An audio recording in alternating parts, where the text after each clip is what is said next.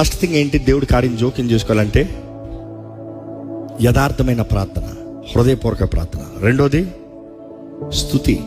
మూడోది ఏంటి తెలుసా? నీ విధేయత. నువ్వు లోపడకుండా దేవుడు ఏం చేయడు. Every time you ask God do this for me, God is asking you, I you willing to change?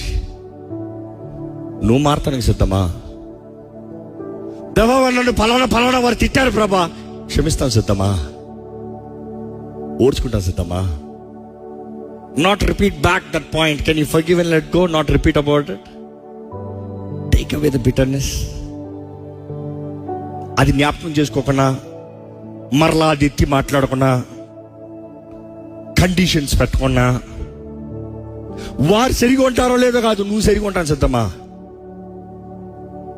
Can you change, not them change? Because we all expect other person to change. Can we change? See, that is the toughest part. అందుకని యథార్థంగా, that is the toughest part. వారు అలా చేశారు కాబట్టి నేను ఇలా, వాళ్ళు అలాగనే చేస్తారు. నువ్వు ఇలాగ ఉంటావా? నువ్వు మారుతావా? Can you change? They dishonor you, they disrespect you, but can you love?